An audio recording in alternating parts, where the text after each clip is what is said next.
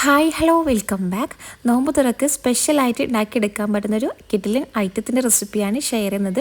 ഇത് ഒരു പ്രാവശ്യം ഉണ്ടാക്കി നോക്കിയിട്ടുണ്ടെങ്കിൽ നിങ്ങൾ എല്ലാ നോമ്പിനും ഇത് തന്നെ ആയിരിക്കും ഉണ്ടാക്കുക. അപ്പോൾ നമുക്ക് ഈ റെസിപ്പി എങ്ങനെ തയ്യാറാക്കി എടുക്കുക എന്നുള്ളത് നോക്കാം. അതിനായിട്ട് ഞാനിവിടെ ഒരു ബൗളിലേക്ക് കുറച്ച് പാൽ ഒഴിച്ചു കൊടുത്തിട്ടുണ്ട്. ഈ ഒരു പാലിപ്പോൾ ഒരു മീഡിയം ചൂടുള്ള ഇളം ചൂട് പാലാണ് നമുക്ക് ഇതിലേക്ക് വേണ്ടത് കേട്ടോ. അപ്പോൾ പാൽ ഇത്ര അളവ് നിന്നില്ല, കുറച്ച് പാലെടുത്തിട്ട് അതിലേക്ക് മൈദ ചേർത്ത് കൊടുക്കാം. അപ്പോൾ ഈ മൈദ കുഴക്കുന്നതിനനുസരിച്ച് അറിയാമല്ലോ, നമുക്ക് കുറച്ച് ലൂസായി തോന്നുകയാണെന്നുണ്ടെങ്കിൽ ആ ഒരു ഡോ ഒന്ന് ലൂസായി തോന്നുകയാണെന്നുണ്ടെങ്കിൽ വീണ്ടും കുറച്ചും കൂടി പാൽ ഒഴിച്ചു കൊടുക്കുക. ഇളം ചൂട് പാൽ തന്നെ ഒഴിച്ചു കൊടുക്കാനായിട്ട് നോക്കണേ. അപ്പോൾ എന്താണ് പാല് കുറേശ്ശായിട്ട് ഒഴിച്ചു കൊടുത്തിട്ട് നമുക്കത് ഒരു ഡോ തയ്യാറാക്കി എടുക്കാനായിട്ട് സാധാരണ നമ്മൾ ചപ്പാത്തിയൊക്കെ കുഴച്ചെടുക്കില്ല, അതുപോലെ തന്നെ കുഴച്ചെടുക്കുക. പിന്നെ ഇതിലേക്ക് ഒരു നുള്ളു ഉപ്പും കൂടി ചേർത്ത് കൊടുക്കാനായിട്ടോ. വേണമെന്നുണ്ടെങ്കിൽ നിങ്ങൾക്ക് ചിലർ അങ്ങനെ ചെയ്തെടുക്കും, ഈസ്റ്റൊക്കെ ചേർത്തിട്ട് ചെയ്തെടുക്കാറുണ്ട്. അപ്പോൾ അങ്ങനെ വേണമെങ്കിൽ അങ്ങനെ ചെയ്തെടുക്കുക. ഇങ്ങനെ നോർമലായിട്ട് വേണമെന്നുണ്ടെങ്കിൽ ഇതുപോലെ ചെയ്താൽ മതി കേട്ടോ. അപ്പോൾ ഞാനിതിലേക്ക് ആവശ്യത്തിനുള്ള പാലും അതുപോലെ തന്നെ ഉപ്പൊക്കെ ചേർത്ത് കൊടുത്തിട്ട് നല്ലോണം കുഴച്ചെടുക്കുന്നുണ്ട്. ഇനി നമുക്ക് സാധാരണ ഒരു ചപ്പാത്തി മാവൊക്കെ കുഴച്ചെടുക്കുന്ന ആ ഒരു രീതിയിൽ ഒരു മാവൊന്ന് തയ്യാറാക്കി എടുക്കണം. ഇതിപ്പോൾ പച്ചവെള്ളത്തിലും കുഴച്ചെടുക്കുക കേട്ടോ. നമ്മൾ പാല് മാത്രം ഉപയോഗിച്ചിട്ടാണെന്നുണ്ടെങ്കിൽ നല്ല ഒന്നുകൂടി സോഫ്റ്റ് ആയി കേട്ടോ.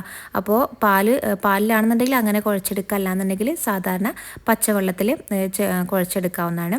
അപ്പോൾ അതിനെക്കാട്ടിലും ഒന്നുകൂടി ബെറ്റർ പാലിൽ തന്നെ ആയിരിക്കും കേട്ടോ. നമുക്കിതൊന്ന് റെസ്റ്റ് ചെയ്യാനായിട്ട് വെക്കണം. കുറച്ച് ഓയിലും കൂടി ഒന്ന് ഒഴിച്ചു കൊടുത്തിട്ട് ഒന്ന് റെസ്റ്റ് ചെയ്യാനായിട്ട് വെച്ചിട്ടുണ്ടായിരുന്നു കേട്ടോ. ഇനി നമുക്ക് ഇതിലേക്കുള്ള ഫില്ലിങ് റെഡിയാക്കി എടുക്കണം. അപ്പോൾ ഫില്ലിങ്ങിനായിട്ട് ഞാനിവിടെ ഒരു വല്യുള്ളി എടുത്തിട്ടുണ്ട് കേട്ടോ. ഒരു വല്യുള്ളി ഇതുപോലെ ചെറുതായിട്ടൊന്ന് ചോപ്പ് ചെയ്തെടുത്തിട്ടുണ്ട്. ഇനി നമുക്കിതൊന്ന് വഴറ്റിയെടുക്കണം. പിന്നെ ഈ ഒരു ഫില്ലിങ് ഒക്കെ ഉണ്ടാക്കിയെടുക്കുമ്പോൾ, അതായത് വഴറ്റിയെടുക്കുമ്പോൾ വെളിച്ചെണ്ണയിൽ എടുക്കരുത് കേട്ടോ. ഓയിൽ, ഏതെങ്കിലും ഒരു ഓയിൽ എടുക്കുക കേട്ടോ. ഓയിലിൽ വേണം ഇതൊന്ന് വഴറ്റിയെടുക്കാനായിട്ട്. അപ്പോൾ ഈ ഒരു ഉള്ളി ഏകദേശമൊക്കെ ഒന്നിങ്ങനെ വാടി വന്നിട്ടുണ്ട്. ഇനി നമുക്കതിലേക്ക് ഇഞ്ചി വെളുത്തുള്ളി പേസ്റ്റ് കൂടി ചേർത്ത് കൊടുത്തിട്ട് നല്ലോണം മിക്സ് ആക്കി എടുക്കണം. ആ ഒരു ഇഞ്ചി വെളുത്തുള്ളിയുടെ ആ ഒരു പച്ചമണക്ക മാറി വരുന്നവരെ കുറച്ച് സമയം ഒന്ന് ഇതുപോലെ ഒന്ന് വഴറ്റിയെടുക്കുക കേട്ടോ.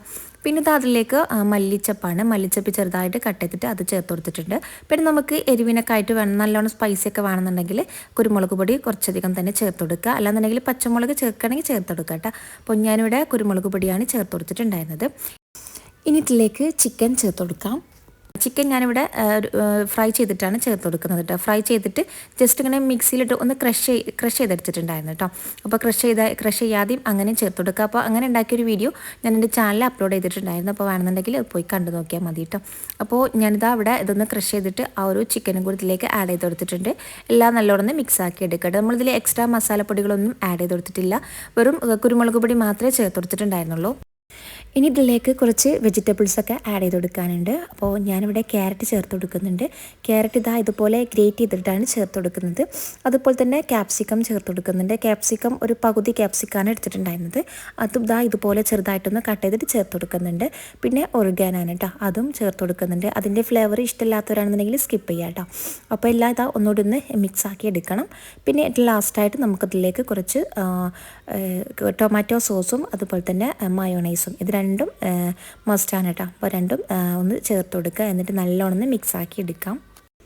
പിന്നെ ഇതിലേക്ക് സോസൊക്കെ ചേർത്ത് കൊടുക്കുമ്പോൾ ഈ ഒരു ഫില്ലിങ് ഒക്കെ തണുത്തതിന് ശേഷം, അതായത് ഇതിൻ്റെ ഫ്ലെയിമൊക്കെ ഓഫ് ചെയ്ത് ഫില്ലിങ് നല്ലോണം തണുത്തതിന് ശേഷം വേണം ഇതിലേക്ക് ഈ ഒരു സോസ് രണ്ടും ഒഴിച്ചു കൊടുക്കാനായിട്ട് കേട്ടോ. അല്ലാന്നുണ്ടെങ്കിൽ നമ്മൾ മയോണൈസൊക്കെ ചേർത്ത് കൊടുക്കുമ്പോൾ അതിൽ മുട്ടയൊക്കെ ചേർത്ത് കൊടുക്കുന്നതാണല്ലോ, അതുകൊണ്ട് തന്നെ അതൊക്കെ പെട്ടെന്ന് ഇങ്ങനെ ചൂട് തട്ടുമ്പോൾ അത് വെന്ത് പോകാനുള്ള ചാൻസ് ഉണ്ട് കേട്ടോ. അപ്പോൾ നമ്മുടെ ഫില്ലിങ് ഇവിടെ റെഡി ആയിട്ടുണ്ട്.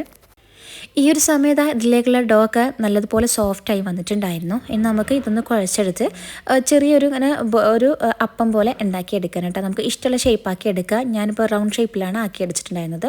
നമുക്ക് എങ്ങനെയാണോ എളുപ്പം അങ്ങനെ ചെയ്തെടുക്കാം. അപ്പോൾ ഇതുപോലെ ഇങ്ങനെ പരത്തി എടുത്തിട്ടുണ്ടായിരുന്നു. എന്നിട്ട് ഇതുപോലൊരു റൗണ്ട് ഷേപ്പാക്കി എടുത്തിട്ടുണ്ട് കേട്ടോ. ഇങ്ങനെയെല്ലാം ഒന്ന് ആക്കി എടുത്തതിന് ശേഷം ഇത് നേരെ ഫ്രൈ ചെയ്തെടുത്താൽ മതി. അപ്പോൾ ഓയിലിൽ ഫ്രൈ ചെയ്തെടുക്കുക കേട്ടോ.